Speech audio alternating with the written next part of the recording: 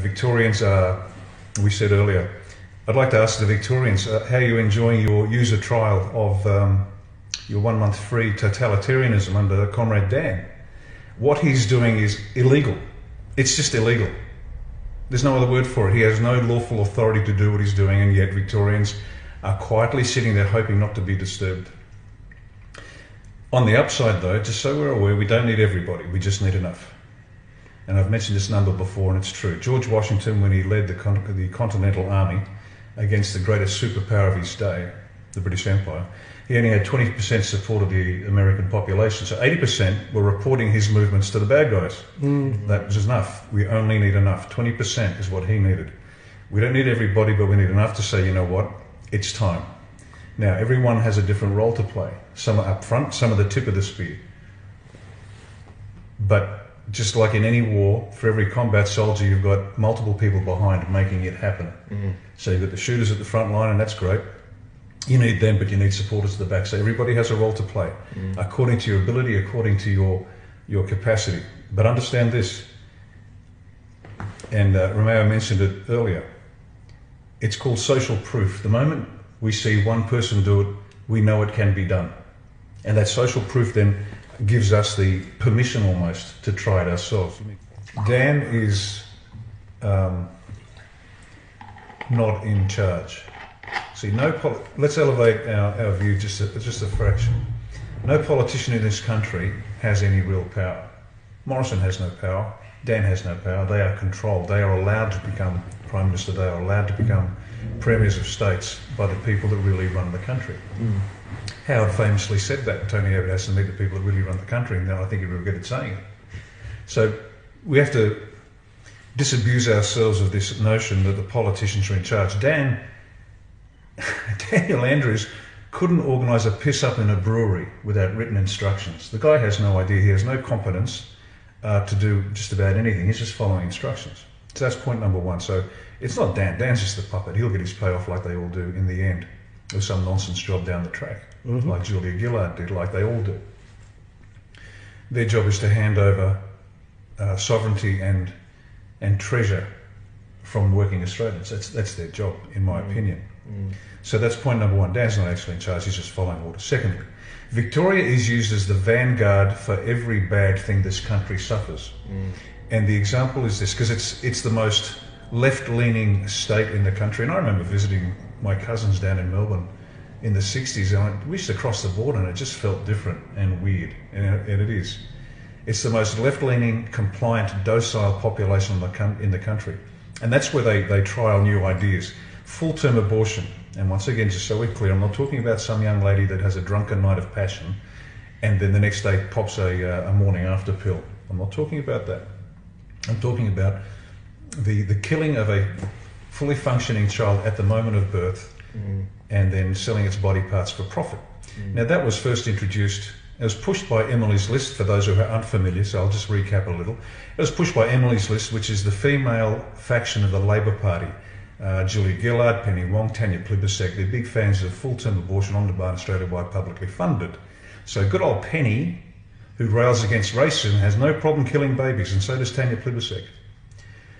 And that was first introduced into Victoria. Next was Tasmania. Next was Queensland, and the Queensland had voted against it, and still Palaszczuk, the Premier, pushed it through as well. So she pushed it through. There's something about childless women that makes them particularly useful for killing babies. Vindictive. Yeah, and then finally New South Wales got it. Good for nothing. Gladys pushed it through after the election. So this is the vanguard. Victoria is the vanguard, and they test it in Victoria. Like any good market product, you test it and see how far you can go. And they've tested it in Victoria, and they're watching very closely, and by they I mean all the other premiers and the Prime Minister, and they're watching very carefully to see how much Australia pushes back. And you can see what's going to happen next. Good for nothing, Gladys is going to enforce the same thing.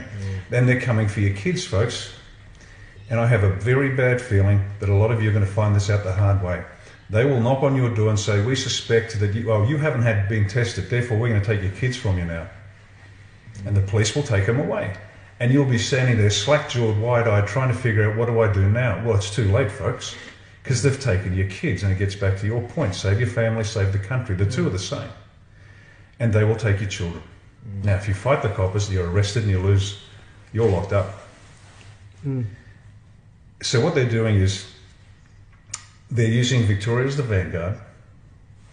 Whether corona was invented or not is a separate discussion, but it's not germane to what's happening here. They have this thing.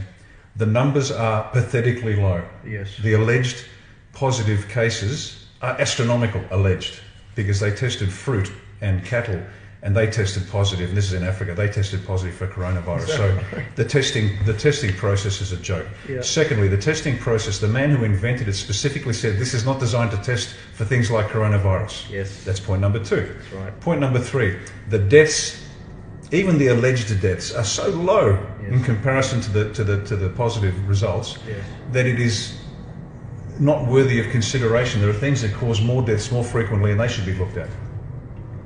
And on top of that, the numbers are actually inflated, because if you look at the deaths through influenza, cancer, and a range of other diseases, they are near zero, and yet coronavirus is up top. So if you die of something, you can be 90 and die of a heart attack, and if they suspect that you had coronavirus is now mentioned as the cause. Now, the average Australian, again, don't believe me. Stop watching My Kitchen Rules just for 10 minutes. But I don't mean to be rude, but folks, you've got to do your own research. Don't believe us. Don't believe a word we say.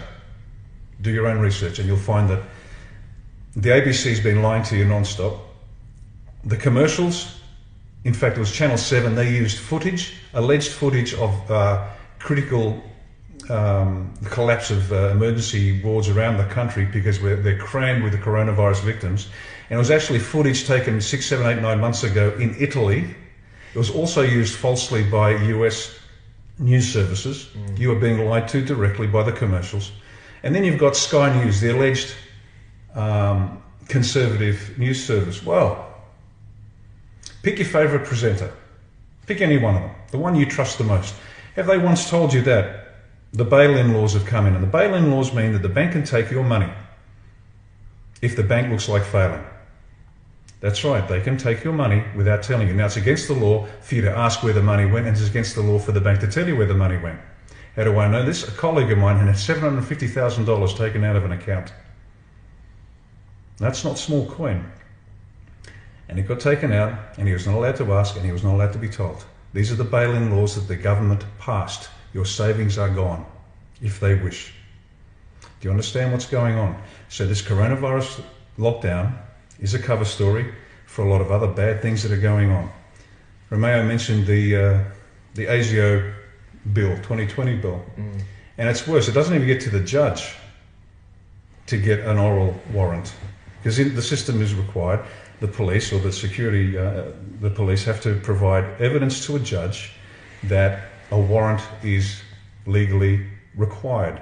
Sufficient evidence of a crime has been discovered. We need a warrant to go and search for more evidence.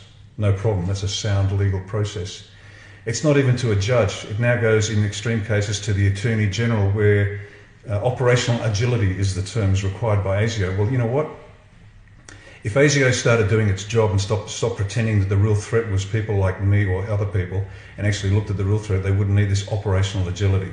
They have the capacity to do exactly what they've got to do. Now, what it means is they can ring up the Attorney General. Well, hoopla, a politician is going to be given the power to give an oral warrant to a police force? Are you kidding me? The least trusted individuals in the country, who are driven by every motive other than the good of the country, can now, over the phone, tell the police to knock on your door and search your premises. Welcome to Nazi Germany. Welcome to Mao's China. Welcome to Stalin's Russia. This is where we are. This is not a joke. This is extremely serious. And unless you wake up, folks, that's what's going to happen. And they will take everything from you. Your children, your money, your property, your life. And you'll sit there impotent, wondering, why the hell didn't I do something earlier? So there's a very long answer to a very short question, but the coronavirus is a cover for a lot of bad things that are going on. It's all out there. Do your research. Find out what's going on. But your country is being stolen from you one state at a time. And the next one will either be Tasmania or New South Wales. And my guess it's New South Wales, because you've got that border there. And good for nothing Gladys will follow suit and compel us to wear masks and then lock us in our homes, and they won't let us out. And once again, folks, there is not one legal basis to what they're doing. It is utterly illegal, even if it's the best idea, even if it is. They are not legally able to do this. It is illegal, it is unconstitutional at every level. They have overstepped their bounds, they should be locked up. It's as simple as that. So that's a long answer to a short question. Corona is a cover for bad things. There's no doubt.